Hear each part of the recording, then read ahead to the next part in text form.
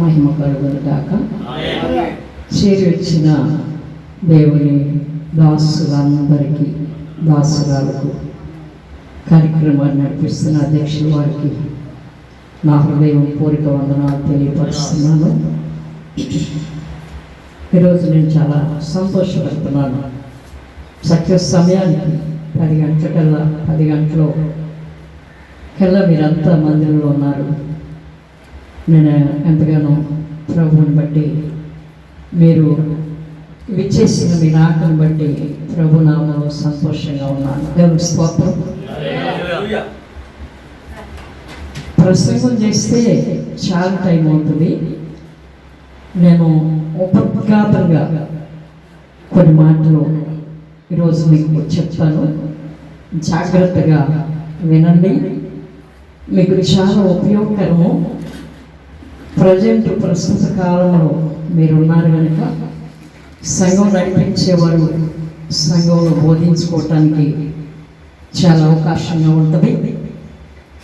లేక స్వార్థికులుగా, మరి మిషనరీలుగా పనిచేస్తున్నటువంటి వారికి కూడా చాలా ఉపయోగకరమైనటువంటి విషయాలు కొంచెం మనసు పెట్టి కొన్ని మాటలు నేను మీకు జ్ఞాపకం చేసి, నేను వాటికి సంబంధించిన రెఫరెన్స్లు అన్నీ చూపిస్తే సమయం చాలా ఉంది, చూపించను. నేను షార్ట్ కట్లో వెళ్ళిపోతాను, జాగ్రత్తగా వినండి. దేవుని స్తోత్రం. హల్లెలూయా. జాగ్రత్తగా వినండి. ఇప్పుడు ప్రజెంట్ లోకములో ఉన్నటువంటి మనుషులందరూ దృష్టి దేని మీద ఉందంటే, మనుషుల యొక్క మైండ్ సెట్ అంతా దేంతో నింపబడిందంటే సంపాదన మీద. అర్థమవుతుందా మీకు? దేని మీద?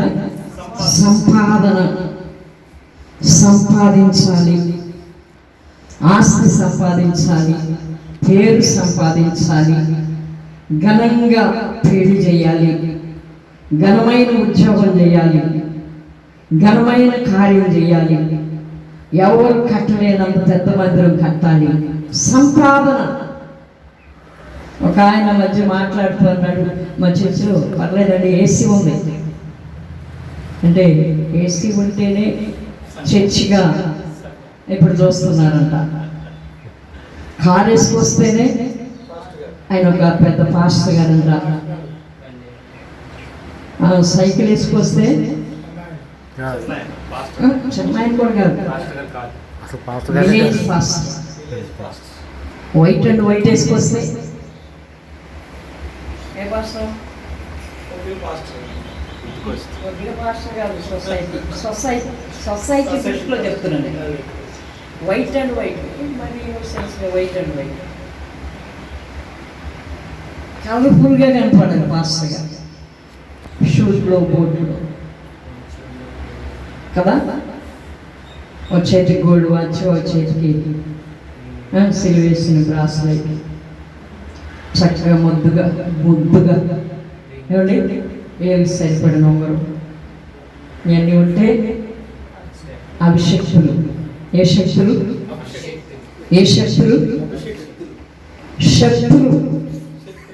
శక్తులు. దానికి ఏం తగ్గించారంటే అభిషక్తులు. వీళ్ళు అభిషక్తులు కాదు, శక్తులు. కలర్ఫుల్గా కనపడేవాళ్ళు అభిషక్తులు ఎట్లా అవుతారండి? భ్రమ. ప్రజల్ని ఏం చేస్తున్నారు? దృష్టిలో భ్రమపరుస్తున్నారు. మీరు భ్రమలోకి వెళ్ళవుతారు. ఈ పరిచర్య భ్రమలో ముంచేసేది కాదు.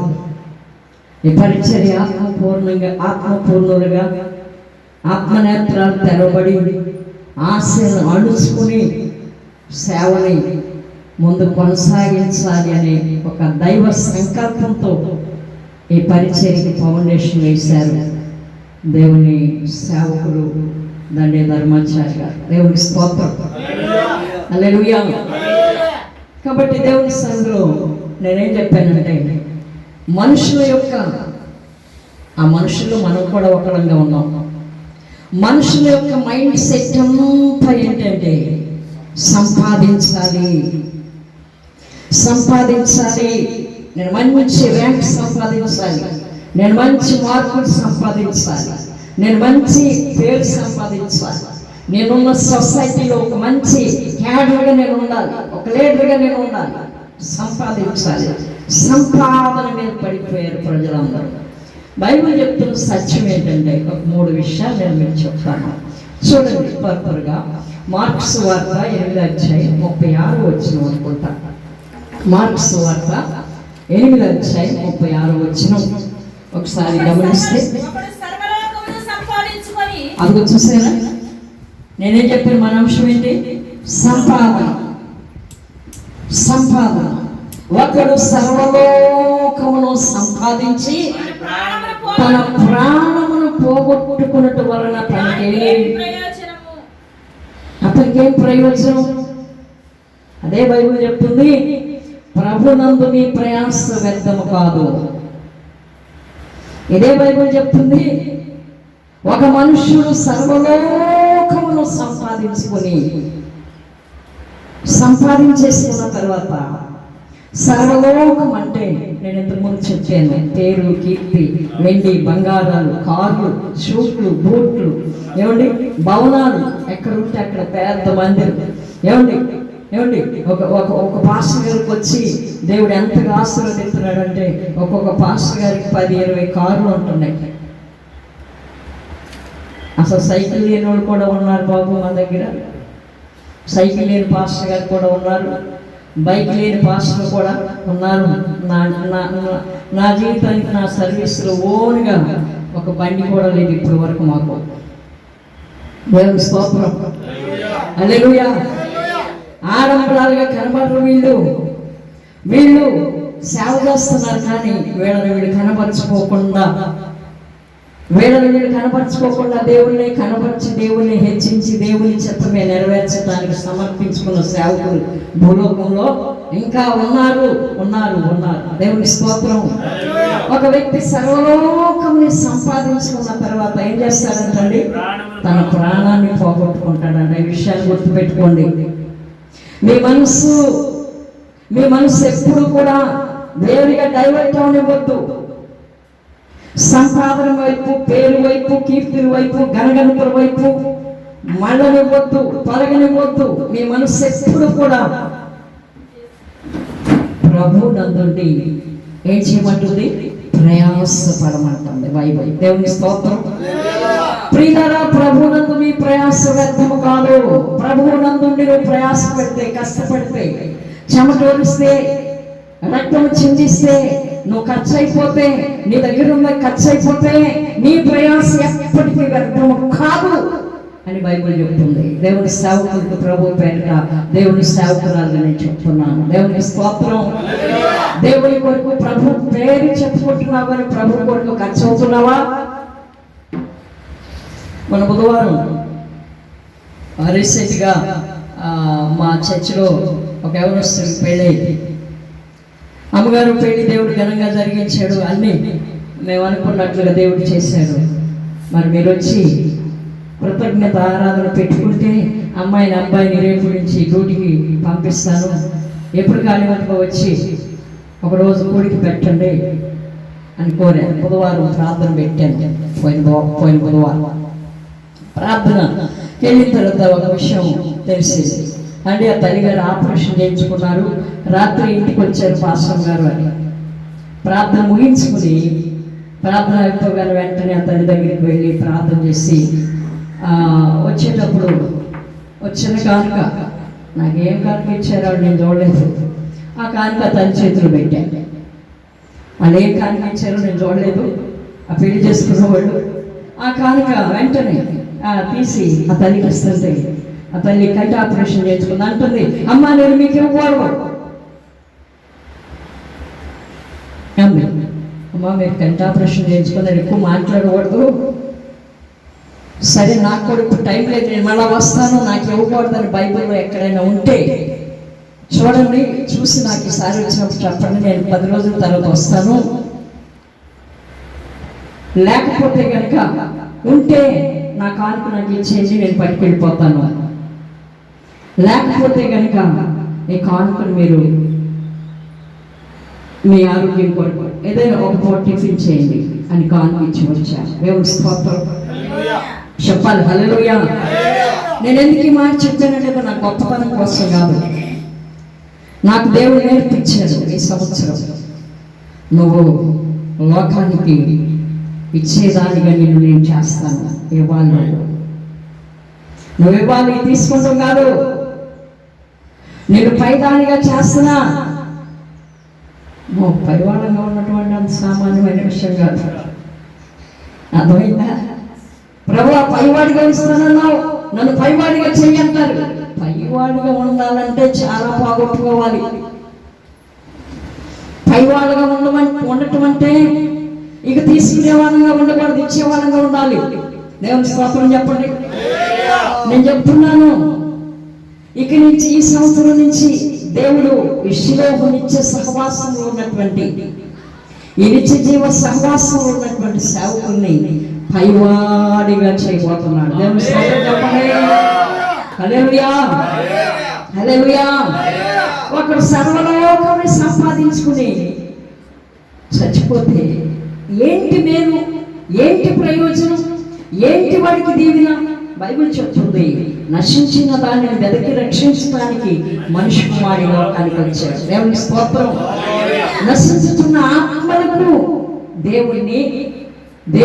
దేవుని సువార్తను, దేవుని రాజ్యమును, దేవుని రాకడను ప్రకటించమని దేవుడు లోకంలో నుండి నిన్ను పిలుచుకున్నాడు.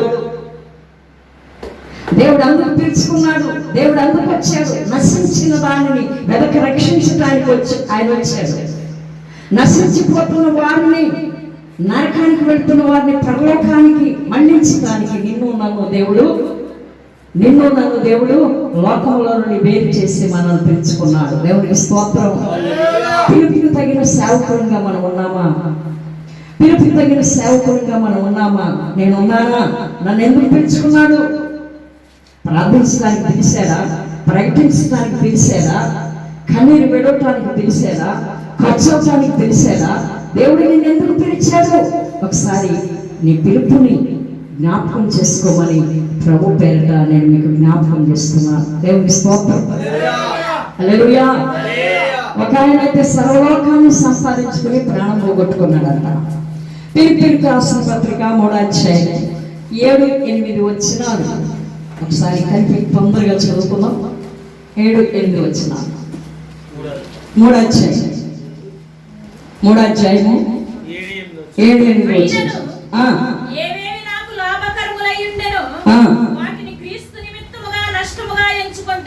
దేవుని స్తోత్రం. తరం చదువుతున్నాడు. అయ్యా తరం చదువు. ఏమంటున్నాడు అక్కడ? ఎవరినా? అదే పౌరు పని ఏంటి? 22 పాస్టర్ గారా, బ్రదర్ గారా, ఎవరండి?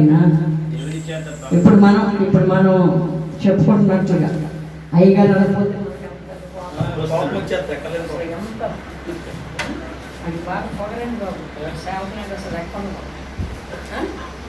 ఎంత మొదలనుకుంటున్నారు? ఎలా చిన్న చూపు చూస్తారు పాస్టర్ గారు.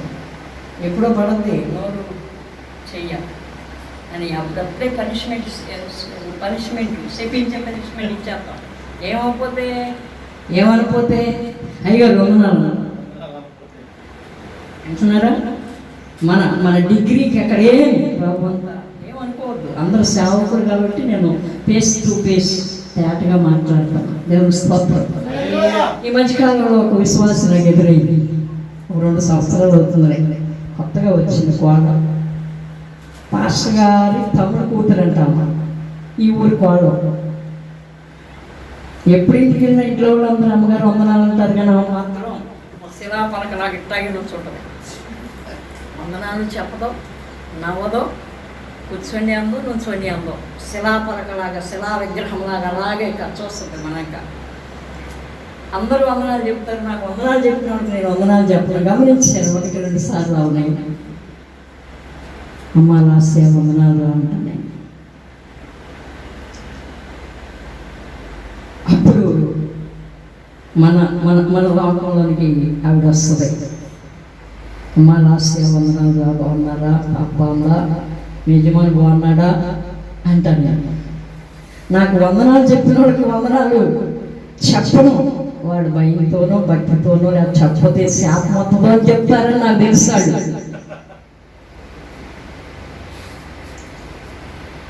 కానీ నేను వాళ్ళు చెప్తాను, ప్రభు కూడా అదే చెప్పాడు, మీకు పెట్టిన వాళ్ళు పెడితే మీకేంటి ప్రయోజనం, మీకేంటి ప్రయోజనం, మీకేం ప్రయోజనం ఉండదు. ఇవాళ పలవ పెట్టేట్టుకో, రేపు పొద్దున దమ్ము మటన్ బిర్యానీ పెడతాడు, దానివల్ల ఉపయోగం ఏమి లేదు. నీకు తిరిగి చెల్లించలేని వానికి నువ్వేదైనా తిరిగి సహాయం చేయమంటాడు ప్రభు. దేవునికి స్తోత్రం. ఇప్పుడు ఉల్టా లోకంలో జరిగేదానికి పూర్తిగా భిన్నముగా దేవుని వాక్యానికి భిన్నగా ఈ శిలోహు నిత్యజీవ పరిచర్యలో ఉన్న సేవకులు మీ ప్రవర్తన బట్టి లోకాన్ని ప్రభు వైపుకి మళ్ళించేవారుగా ఉండాలని ప్రభు పేరుకి నేను మీకు తెలియపరుస్తున్నాను. దేవునికి స్తోత్రం. మిమ్మల్ని ఎవరు పెడుతున్నారు, మిమ్మల్ని ఎవరు ద్వేషిస్తున్నారు, మీ మీద ఎవరు పగపట్టారు, నీ నాశనం ఎవరు కోరుకుంటున్నారు, నీ సేవ విస్తరించకూడదని ఎవరు అడ్డుపడుతున్నారు, వారి కొరకు ఎక్కువ ప్రార్థన చేయి. ఏదైనా వాళ్ళకి మేలు చేయి, కీడస్సులు చేయొద్దు. దేవునికి స్తోత్రం.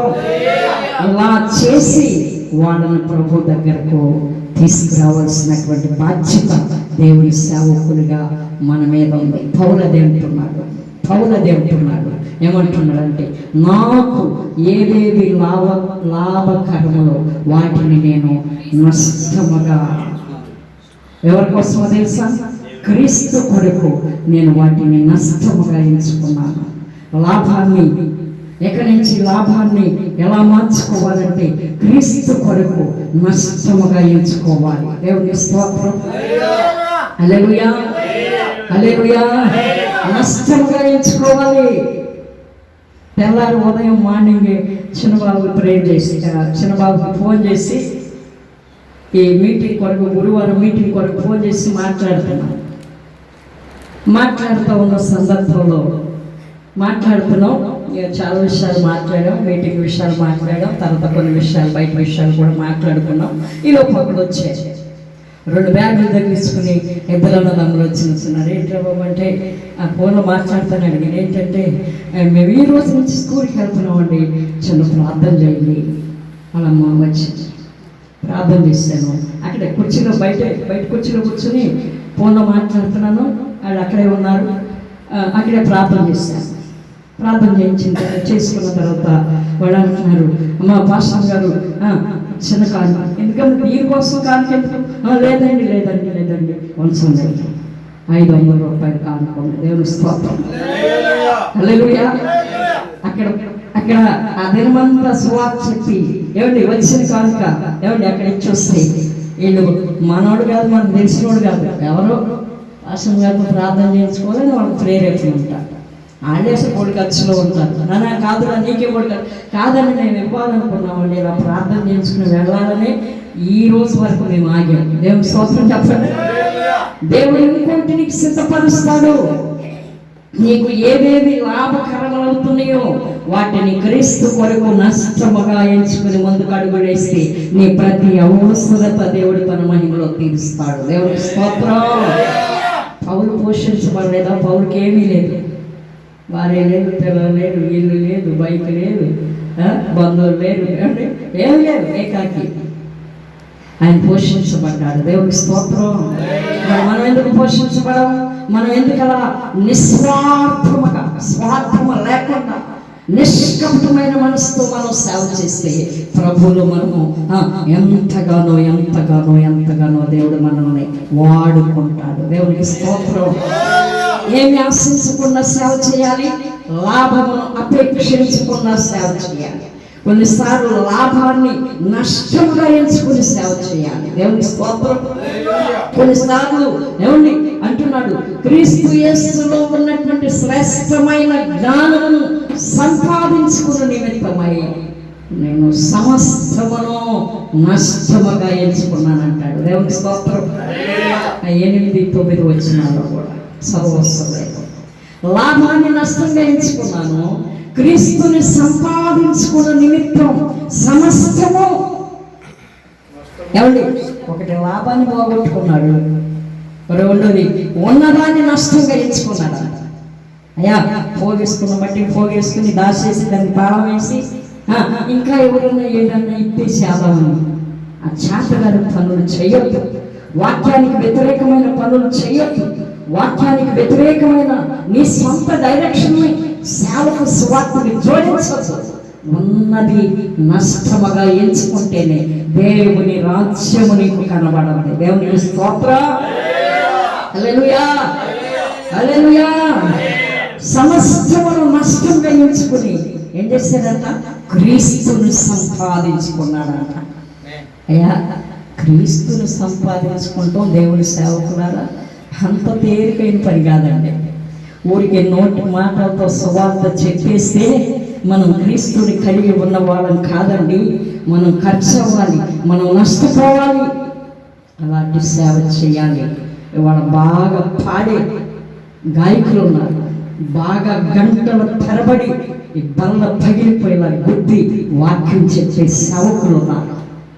ఈరోజు ఏమండి, వాక్యం చెప్పినట్టుగా చేసేవారు చాలా చాలా తక్కువ మంది ఉన్నారు. దేవునికి స్తోత్రం. ఆ తక్కువ మందిలో ఈ పరిచర్యలో సేవకులు ఒక్కరిగా ఉండాలని నేను ఆశపడుతున్నాను. దేవునికి స్తోత్రం. వాక్యం చెప్పినట్లుగా, వాక్యములో రాయబడినట్లుగా నడుచుకునే సేవకులు చాలా తక్కువ మంది ఉన్నారు. ఆ తక్కువ మందిలో ఈ పరిచర్యలో ఉన్నవారు ఒక్కరిగా ఉండాలని, ఒక్కరిగా చేర్చబడాలన్నదే నా ఆశ, నా అన్వేషణ. దేవునికి స్తోత్రం. హల్లెలూయా, హల్లెలూయా. దేవుని సన్నిధిలో నీకు బాగా వాక్యం చెప్పడం చేత కాకపోతే కన్నీరు విడిచి ప్రార్థన చేయి. కన్నీరు విడిచి ప్రార్థన చేస్తే ఏమండి, ప్రార్థనకి అసాధ్యమైనది ఏది లే. ప్రభు నేర్పింది ప్రార్థన. దేవునికి స్తోత్రం. ప్రభు చెప్పింది, ఇదిగో నేను చెప్పినట్లుగా మీరు వెళ్ళి చేయమని ప్రభు చెప్పాడు. దేవునికి స్తోత్రం. కాబట్టి ప్రభు మాట విని లోబడిన సేవకులుగా మీరు తర్బీదు పొందాలంటే, క్రీస్తుని మీరు సంపాదించుకోవాలంటే ఏమండి, లాభాన్ని నష్టంగా ఎంచుకోవాలి. ఉన్న సమస్తాన్ని ఏమండి, ఉన్న సమస్తాన్ని కూడా విడిచిపెట్టి క్రీస్తును సంపాదించుకోవాలి. దేవునికి స్తోత్రం. హల్లెలూయా, హల్లెలూయా. నేను ముగింపులోకి వస్తున్నాను. తిమోతికి రాసిన మొదటి పత్రిక 3వ అధ్యాయం ఒకసారి 11వ వచనం తీయండి. అటువలే పరిచర్య చేయ స్త్రీలను మొదటి తిమోతి 3:10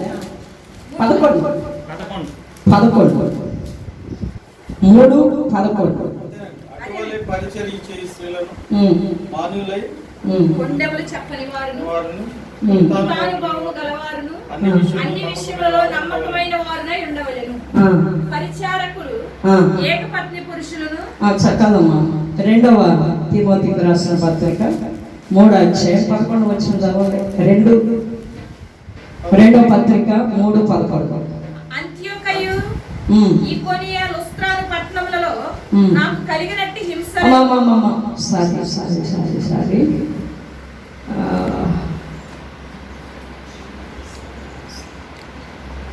మీరు చదివేది ఏది?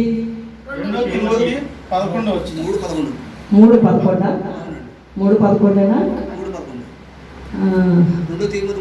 ఫిలిప్పీయులకు రాసిన పత్రిక 3వ అధ్యాయము 11వ వచనం చదవండి. 3:11. నాకు పునరుద్ధానము కలుగవలెనని ఆయన మరణ విషయములో సమానుభావం గలవాడనై ఆయనను ఆయన పునరుద్ధాన బలమును ఎరుగు నిమిత్తమును ఆయన శ్రమలలో పాలివాడునగుట ఎట్టిదో ఎరుగు నిమిత్తమును సమస్తమును నష్టపరుచుకొని వాటిని పెంటుతో సమానంగా ఎంచుకొనుచున్నాను. దేవునికి స్తోత్రం. హల్లెలూయా, హల్లెలూయా.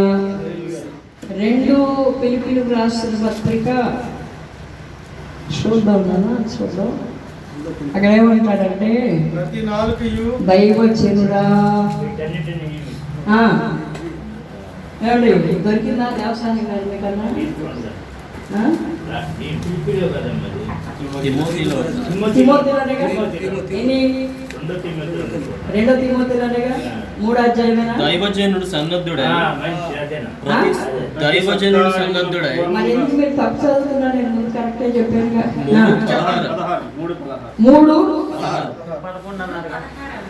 దైవజనుడు సన్నద్ధుడై ప్రతి సత్కారమునకు పూర్వముగా సిద్ధపడిండునట్లు దైవావేశం వలన కలిగిన ప్రతి లేఖనము ఉపదేశించుటకు, ఖండించుటకు, తప్పుదిద్దుటకు, నీతి యందు శిక్ష చేయుటకు ప్రయోజనకరమై ఉన్నది. తిమోతికి రాసినటువంటి 2వ పత్రిక 4:11 చదువు.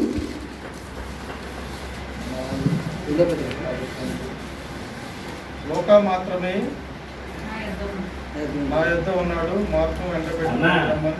దేని గురించి మీరు మొదటి తిమోతి చూడండి, మొదటి తిమోతి 4:11. ఈ సంగతులను ఆజ్ఞాపించి బోధించు. ఎవరిని బట్టి ఎవరు నిన్ను తృణీకరింపనీయకము, దాని మాటల్లోను, ప్రవర్తనలోను, ప్రేమలోను, విశ్వాసంలోను, పవిత్రతలోను విశ్వాసులకు మాదిరిగా ఉండును. నేను వచ్చే వరకు చదువుటేందును, హెచ్చరించుటేందును, బోధించుటేందును జాగ్రత్తగా ఉండను. దేవుని స్తోత్రం. హల్లెలూయా, హల్లెలూయా. అక్కడ ఏమంటాడంటే, దైవజనుడా ఇవి కాక శ్రేష్టమైన భక్తియు, నీతియు, విశ్వాసమును, ప్రేమను, ఏమండి? ప్రేమను నీవైతే చూడమ్మా, తిమోతి పత్రిక 6వ అధ్యాయము 11 దైవజనుడా నీవైతే వీటిని విసర్జించి నీతిని, భక్తిని, విశ్వాసమును, ప్రేమను, ఓర్పును, సాత్వికమును సంపాదించడానికి ప్రయాసపడును. విశ్వాసం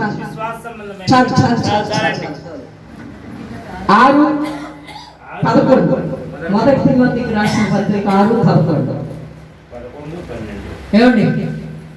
11వ వచనం ఏమంటున్నాడంటే, దైవజనుడా నీవైతే వీటిని విసర్జించు. పైన చాలా ఇచ్చాడు, చదువుకోండి. 6వ అధ్యాయం అంతా చదవండి. అక్కడ 11వ వచనానికి వచ్చేసరికల్లా అక్కడ స్టాప్ పెట్టుకున్నాడు. దైవజనుడా వీటిని విడిచిపెట్టు. ఇంతకుముందు మనం చదువుకున్నట్లుగా లోకాన్ని, సర్వలోకాన్ని సంపాదించుకున్నాడు. 10 కార్లు కొనుక్కున్నాడు, 10 సంఘాలు కట్టాడు, 10 సూట్లు ఉన్నాయి. ఏమండి? 10 సూట్లు ఉన్నాయి, 10 బ్రాస్లైట్లు ఉన్నాయి, 10 మేడకు సంబంధించిన గొలుసులు ఉన్నాయి, మంచి పేరు ఉంది, పెద్ద సంఘం ఉంది, అన్ని సంపాదించుకున్నాడు. కానీ దేవుని చిత్తాన్ని నెరవేర్చలేకపోయి తన ప్రాణాన్ని పోగొట్టుకున్నందువలన ఆయనకేం ప్రయోజనం రాలేదు. దేవుని స్తోత్రం. ఏదో పెద్ద సంఘం ఉంటే, కార్లు ఉంటాయి, కార్లు వెళ్తే పెద్ద పాస్టర్లు నడిచేది, చిన్న పాస్టర్ అనే సంకేతాలు ఏమి పరలోకంలో ఉండవండి. అలాంటి పక్షపాతం ఏమీ పరలోకంలో ఉండదండి. దేవుని సన్నిధిలో అంటున్నాడు, సర్వలోకాన్ని సంపాదించుకుని ప్రాణం పోగొట్టుకుని నీచిన వరుసలు ఉండొద్దు. మీకేమి ప్రయాస, ఆ ప్రయాస వల్ల మీకేమి ప్రతిఫలం ఉండదు. ప్రభునందుండి ప్రయాసపడితే మీ ప్రయాస వ్యర్థము కాదు, మీ ప్రయాస వ్యర్థము కాదు అంటున్నాడు. దేవుని స్తోత్రం. హల్లెలూయా, హల్లెలూయా. అందుకనేమో వాక్యం బాగా ఎరిగిన వాడే, తెలిసిన వాడే పౌలు గారు ఏమండి?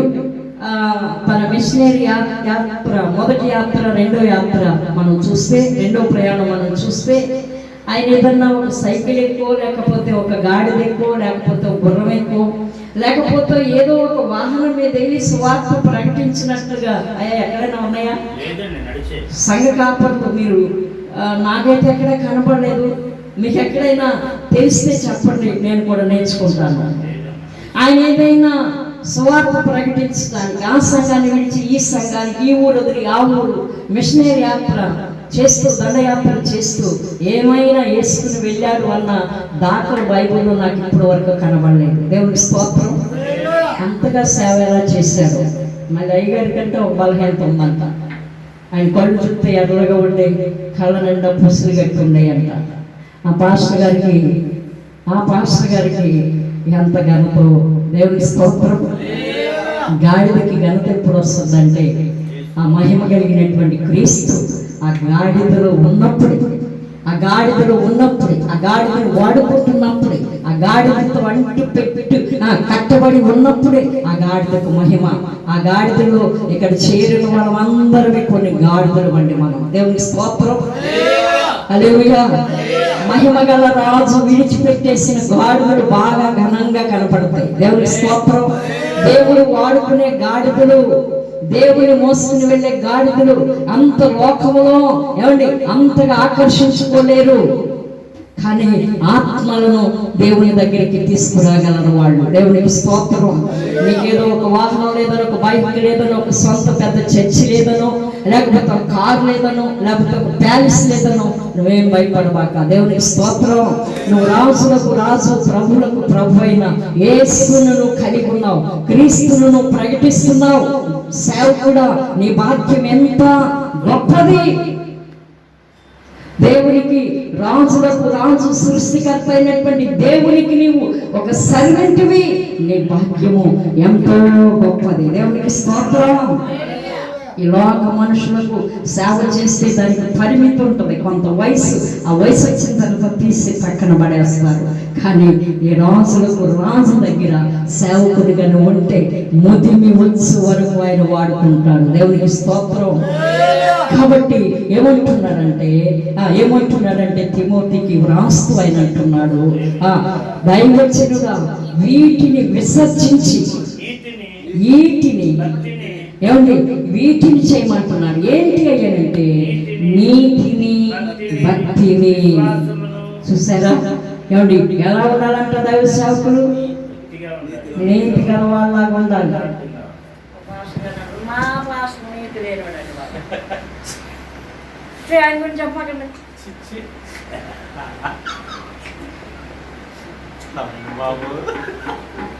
అంటున్నారండి విశ్వాసులు. ఏమ్మా ఏంటి అలా అనకూడదు, ఆయన అనాలండి. ఏంటమ్మా ఏం చూసావు ఆయనలో? కాసేపేమో పాస్టర్ అంటాడు, కాసేపేమో పెళ్లి సంబంధాలు చెప్తాడు, కాసేపేమో రియల్ ఎస్టేట్ వ్యాపారం అంటాడు, కాసేపేమో ఇల్లు అమ్మటం కొనటం వ్యాపారం అంటాడు. ఎక్కడ చూసినా మరి నేమనాలండి?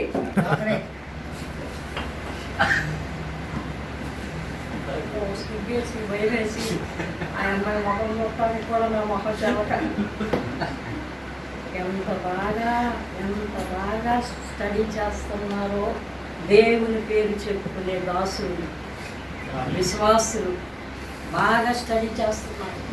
కాబట్టి మన నోటి నుండి ఏది పడితే పిచ్చి మాటలు ఎక్కడి వరకు అక్కడ మాట్లాడబాకుండా, ఎవరి ముందు పడితే వాళ్ళ ముందు పెచ్చ తెలిసి తెలియని ప్రసంగాలు అసలు చేయమాకండి. తెలిస్తే చెయ్యండి. నీకన్నా బాగా వాక్యం నేర్చుకుని ప్రిపేర్ అయిపోయి ఉంటున్నారు. నీకన్నా బాగా పాడగలరు. మనం ఇప్పుడు వాళ్ళకి చెప్పాల్సిన అవసరం ఏం లేదు. వాళ్ళని ఎలా మార్చాలంటే ఎలా మార్చమన్నాడంటే నీతితోనూ భక్తి చేస్తే ఏమవుతున్నా బొందా మోసం చేయాలి. కానీ ఏయో కనబడని కూడా కనబడినట్టు చెప్పాలి. కానీ బాధాకరమైన విషయం ఏంటంటే, మీరేం బాధపడినట్టు మాట చెప్పండి. బాధాకరమైన విషయం ఏంటంటే, జగన్మోహన్ రెడ్డి గారు ఓడిపోయడం నేను కూడా ఇచ్చాను. ఒక రోజంతా భోజనం చేయాల. మా వినపడుతుందా? హల్లెలూయా. నేను కూడా ఏడ్చాను. ఒక రోజంతా భోజనం చేయాలి. పాపం ఏంటి ఇలా జరిగింది, ఏమి జరిగింది. తర్వాత ఇక తెల్లారికి వచ్చి బుద్ధి వచ్చింది. నా ఇష్టం, ఎందుకు ఊరినే అనవసరంగా మొసలుగా నీళ్ళు ఇడుతున్నాను. ఎవరో చెప్తున్నారు నాకు. నా ఇష్టం, నువ్వెందుకు ఎడతా? నీకేంటి పని? నేను ఒకరిని హెచ్చించి ఒకరిని తగ్గించడం నా ఇష్టం కదా? నీ ఇష్టమా? దేవుడు మాట్లాడటం ప్రారంభించాడు. ఉలిక్కిపడి నేను ఇక శుభ్రంగా మొహం కడుక్కొని ఏడుపు మానేసి ఇక రెండో పూట నుంచి తిని తాగటం మొదలుపెట్టాను. కొంచెం ధైర్యం వచ్చింది, సిగ్గొచ్చింది నాకు చివాట్లు తినేటప్పటికి. చివాట్లు తినాలి మనం, రోజు మనం చివాట్లు పడుతూనే ఉంటాడు, కానీ మనం వినం. మనం అసలు ఆయన మాట్లాడడం వినకుండా మనం ముందుకు వచ్చేస్తూ ఉంటాం. సిగ్గొచ్చింది, బుద్ధి వచ్చింది. ఇక తర్వాత సాయంత్రం నుంచి సెల్ ఫోన్ తీద్దామన్నా సెల్ ఫోన్ తీసేదాన్ని చూద్దామని ఇయ్యగా సోషల్ మీడియాలో కూడా ఇయ్యండి. విచారకరం దుఃఖకరం ఏంటి అంటే జగన్మోహన్ రెడ్డి ఓడిపోయాడని బాధ ఒకటి, అందరూ కలిసి ముంచేసారు జగన్మోహన్ రెడ్డిని. ఆడతో పాటు ముఖ్యంగా ఉంచింది ఎవరయ్యా అంటే దేవుని సేవకుడు.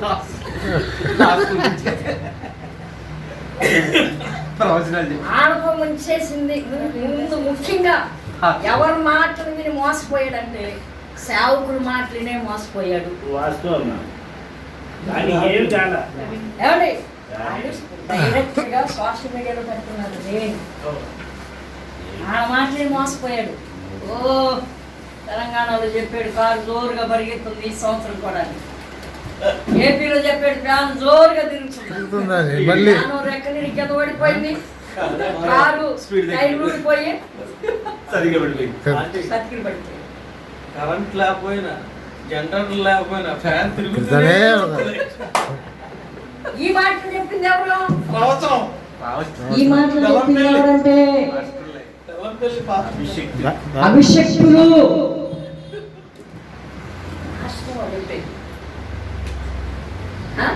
అయితే ఏడు కూడా డ్రామా వీళ్ళు సేవకులు కాదు అనేటువంటి ఒక ఎవరి చులకనైనటువంటి స్వభావం, ఒక మాటని ప్రవచనం సేవకుడు నోట నుండి వచ్చే మాట విలువైందని ఘనమైందని అది నిజమని లోకానికి ఒక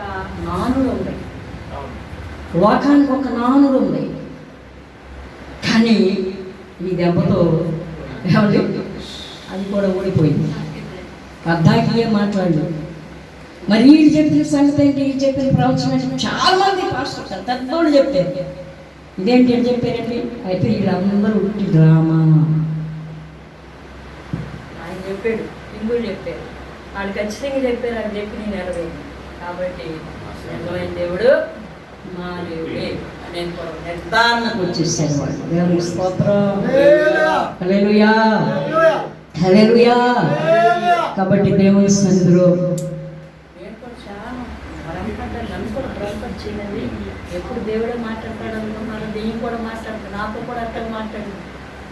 ఏమండి ఖచ్చితంగా నేను కూడా ఎలా ప్రిపేర్ అయిపోయినట్టు పైన ముఖ్యమంత్రి ఆయన కింద ఎమ్మెల్యే ఈయనేనని నేను ఫిక్స్ అయిపోయి చెప్పా. చెప్తున్నాను, చేసిన తప్పు ఒప్పుకుంటున్నాను దేవుని సముఖంలో ఉండి. సోమవారం రాత్రి చెప్పే భోజనం చేసేటప్పుడు రేపు పొద్దున వంట చేయబాక టిఫిన్ మాత్రం చేయి, అందరూ టిఫిన్ చేసి 9, 9:30, 10 గంటలకల్లా రిజల్ట్ వస్తుంది. మీ అందరికీ కుటుంబ ఫ్యామిలీ అంతటికీ జగన్మోహన్ రెడ్డి గారు గెలిచిన సందర్భంగా నేను ఫ్యామిలీ ప్యాక్ చేస్తాను, 5,000 రెడీగా పెట్టించాను. 8:30కే సంకేతాలు వచ్చేసి చేసిన ఇంటికి తిన్నావుగా, ఇంటికి వచ్చి మెజార్టీ అప్పుడు ఇప్పుడే మొదలైంది. కానీ ట్యాబ్లెట్లు వేసుకుని జావదాకి కూర్చున్నాను. ఆ జావేమో చెమట్లో పెట్టేసి గుండెగో స్పీడ్ కొట్టుకుని పిచ్చి లెగిసిపోయినట్టుంది. ఎలా ఉంది? పిచ్చి లెగిసిపోయినట్టుంది. మా ఇంట్లోనే ఉన్నాడు పెద్ద సైతాన్ కాదు, కూటమి మా ఇంట్లోనే ఉంది, మా ఇంట్లోనే ఉంది. ఆయన ముందే పందెం కట్టాడు, ఎక్కువ ఇవ్వద్దు. జగన్మోహన్ రెడ్డి ఓడిపోతాడు,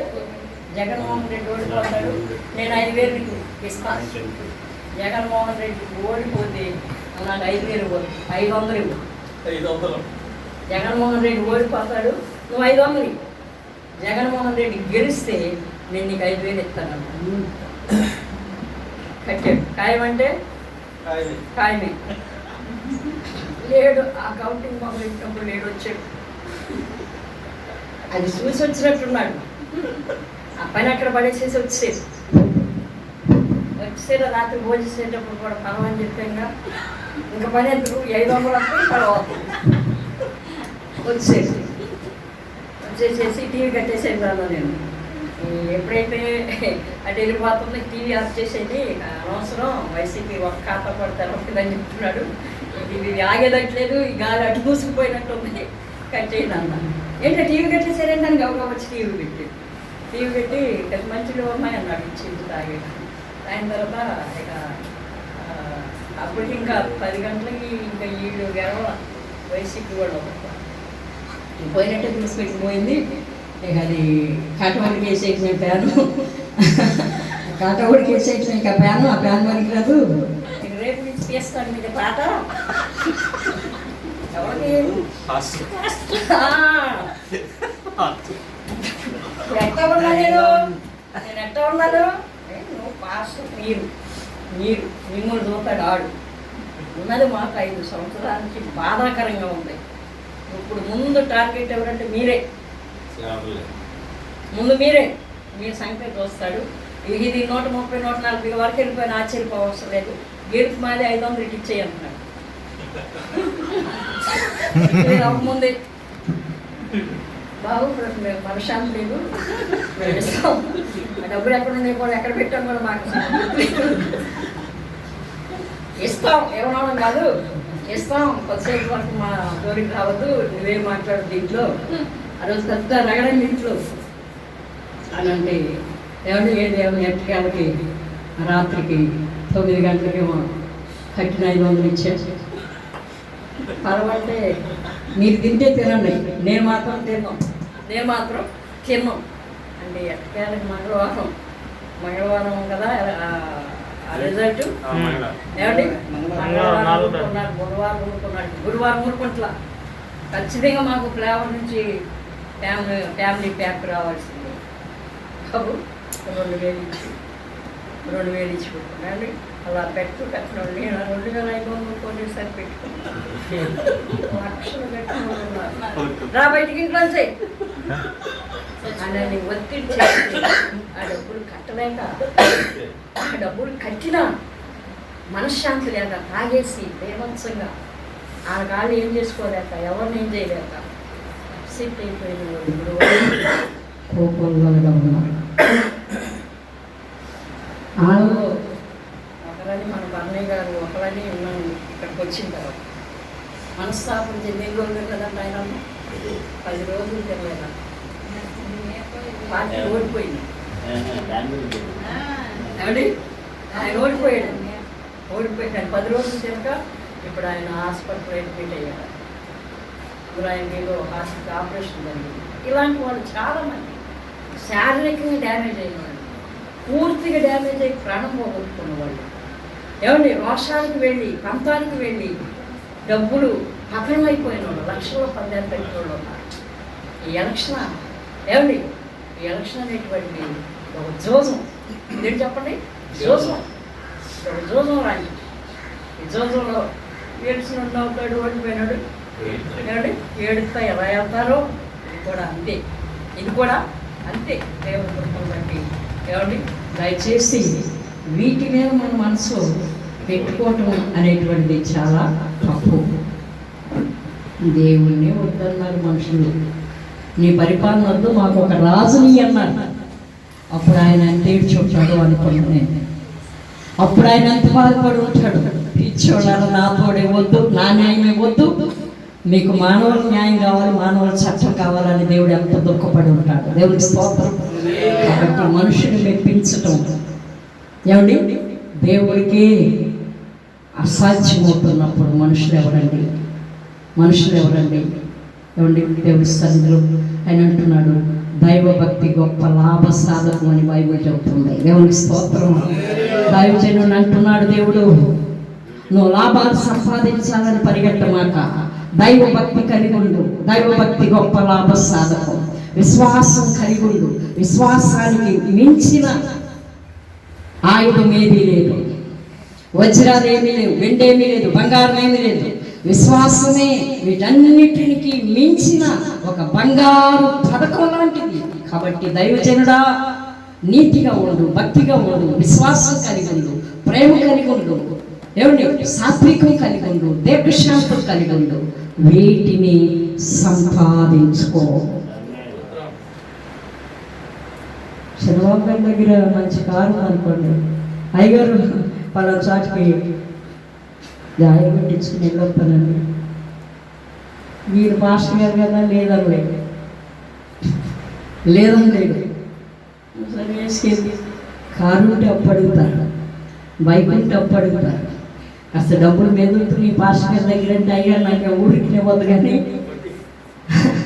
అందరిలా కాదు నేను, అందరిలా కాదు, నేను ఎవరికి చెప్పను. అయ్యారు చంద్రబాబు గారు నేను ఎవరికి చెప్పను. నేను అమ్మాయి పెళ్ళి 2 లక్షలు సాధారణ బాబు, మీ దగ్గర ఎవరో బిల్లు తగ్గి తెచ్చి సాధారణ బాబు నేను ₹5 ఇవ్వడం ఇచ్చుకుంటాను. మంచోడు మనోడు, మన పెద్ద వీడు ఎవరికి చెప్పడంటే పాప చంద్రబాబు ఏం చేస్తాడు, 2 లక్షలు ఇస్తాడు. 1 నెల కడతాడు, 2 నెలలు కడతాడు, 3 నెలలు కడతాడు. 4వ నెల అమ్మాయి నెల తప్పుతుంది, అక్కడ ఖర్చులు పెరుగుతాయి, ఇక్కడ వడ్డీ అప్పు చేస్తాడు. పాస్టర్ గారు ఫోన్ చేయగానే వీడు ఒకడు కట్ చేయదు. ఆ ఫోన్ చూడగానే, నీ నెంబర్ చూడగానే ఆడ నీకు ఇచ్చే బిల్లు ఏంటంటే వీడొకడు ఎప్పుడు పడితేప్పుడు ఫోను. వీడు వడ్డీ పెంచగాడు, 1 సారి 2 సార్లు భరిస్తాడు, 3వ సారి అంటాడు. వీడు పెద్ద నష్టం అయ్యాడే. ఎవడున్నాడు ఇంకా ఆడే పాస్టర్, మన పాస్టర్ ఆడు మన పాస్టర్ అనరా అనట్లేదా?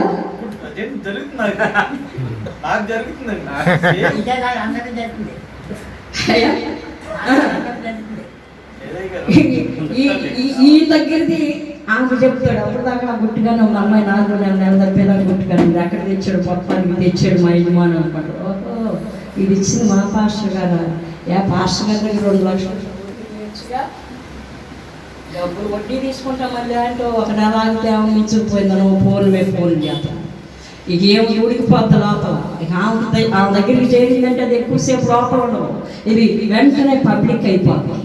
మా పాస్టర్ గారు ఇంకెవడన్నా ఏదైనా బాధ నువ్వు గారు కానీ తనో అడిగించు, మా పాస్టర్ గారు చెప్తాడు.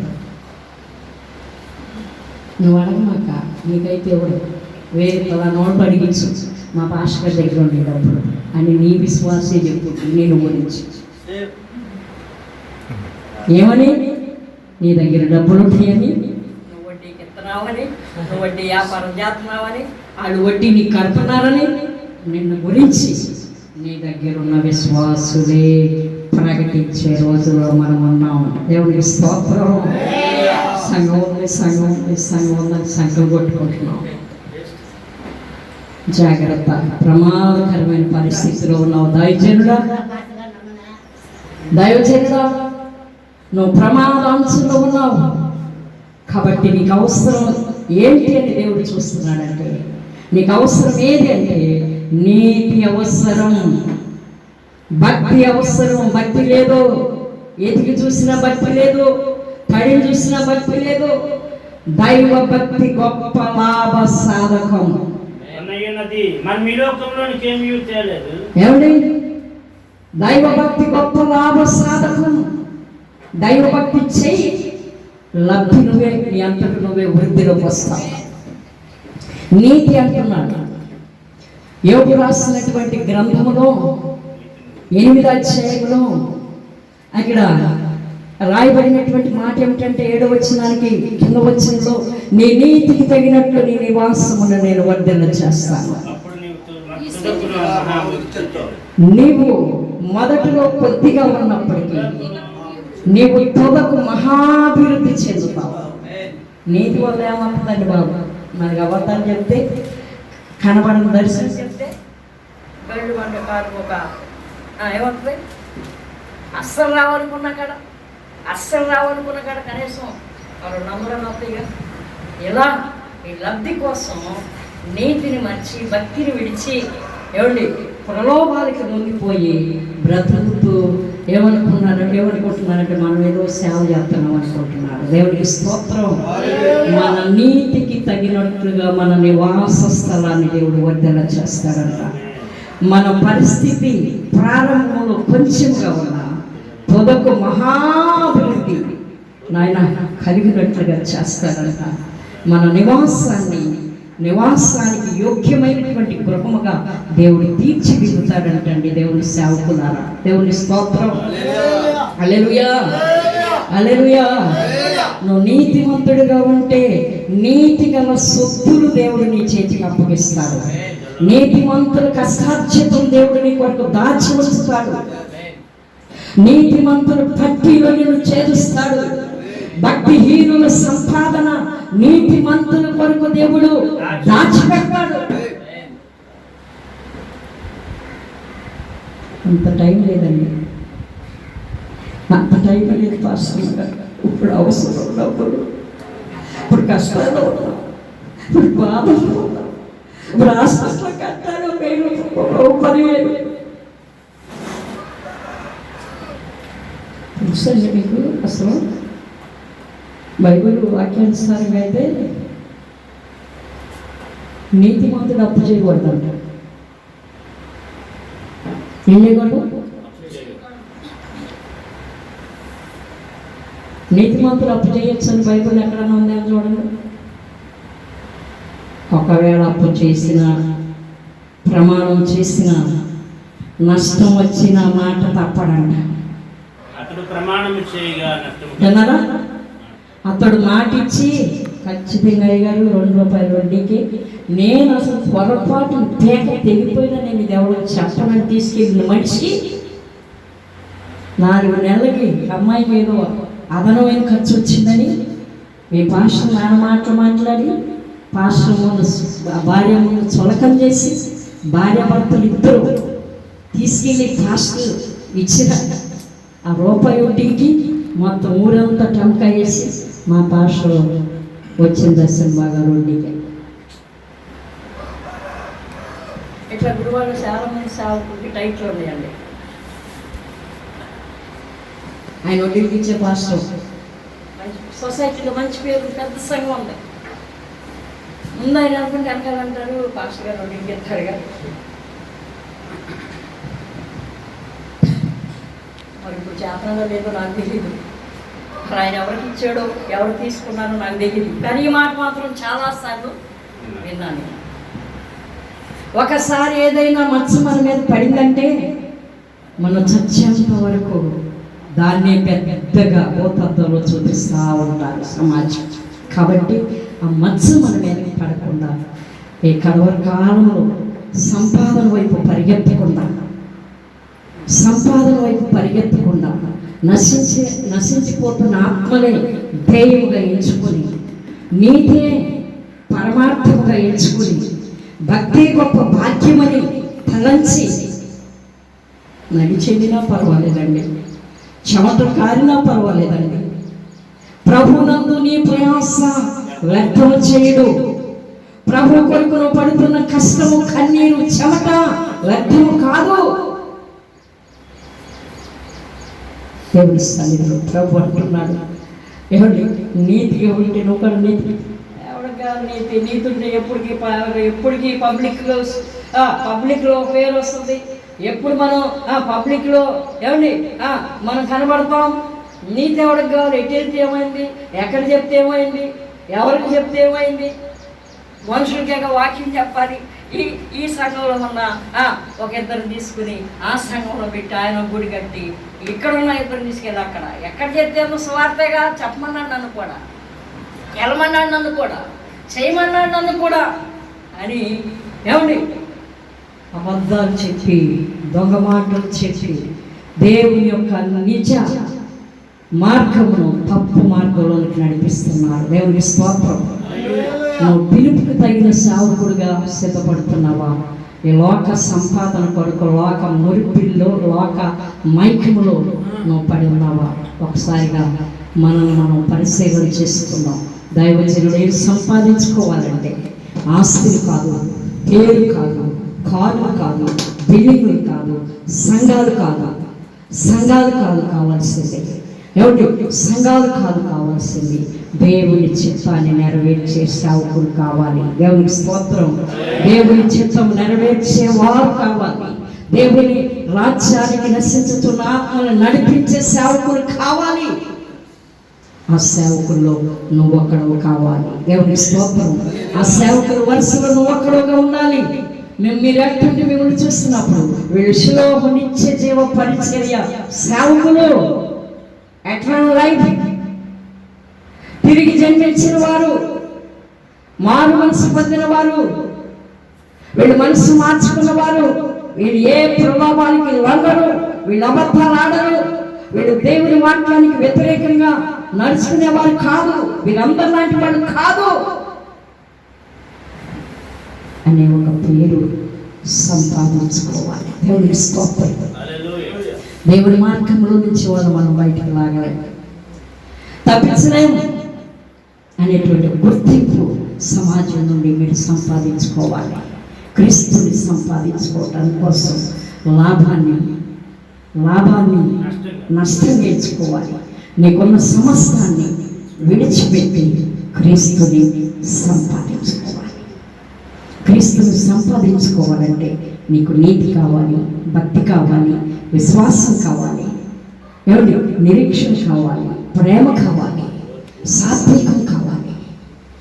ఇవన్నీ ఉంటేనే నువ్వు క్రీస్తుని సంపాదించుకోగలుగుతావు. దేవునికి స్తోత్రం. చివరి మాట చెప్పి ముగిస్తాను. క్రీస్తుని సంపాదించుకోవాలంటే ఈ క్వాలిటీస్ అన్నీ ఉండాలి. వీటిలో ఏమి లేకపోయినా క్రీస్తు నీకు దక్కడు, క్రీస్తుని దగ్గర ఉండడు, క్రీస్తు నిన్ను వాడుకోడు, క్రీస్తు నిన్ను నడిపించడు, క్రీస్తు కుమారుడుగా నిన్ను చివరికి ఫైనల్గా ఆయన అంగీకరించడు. ఇది తథ్యం, ఇది ఖచ్చితం. కానీ ఏమీ లేకుండా, ఇవి 6, 7 ఉన్నాయి, ఏమీ లేకుండా ఏం సంపాదించవచ్చో తెలుసా? ఇన్ని ఉంటేనే క్రీస్తుని సంపాదించుకుంటావు. ఆ 11 వచనాన్ని ఆన్లైన్ చేసుకుని చదువుకోండి. ఇన్ని ఉంటేనే నువ్వు క్రీస్తుని సంపాదించుకుంటావు. ఏది లేకపోయినా నువ్వు క్రీస్తుని సంపాదించుకోలేవు. సంపాదించుకున్న కాస్త పోగొట్టుకుంటావు. దేవుడు ఉచితంగా నిన్ను ప్రేమించి నీకు రక్షణ ఇచ్చాడు. రక్షణ ఇచ్చి వీటిని సంపాదించుకోమన్నాడు. వీటిని సంపాదించుకోలేకపోతే నువ్వు క్రీస్తుని పోగొట్టుకున్న వ్యక్తి అవుతావు. దేవునికి స్తోత్రం. ఏమీ లేకుండా ఏం సంపాదించవచ్చో తెలుసా? పాడటం వచ్చు, పాడటం నేర్చుకోవచ్చు, ప్రసంగం చేయటం నేర్చుకోవచ్చు, ప్రార్థన చేయటం నేర్చుకోవచ్చు, ఉపవాసం అంటూ నేర్చుకోవచ్చు. వింటున్నారా? అబౌతుందా? బాప్తిసం తీసుకోవటం నేర్చుకోవచ్చు. హలో, నేను చెప్పేది అర్థమవుతుందా మీకు?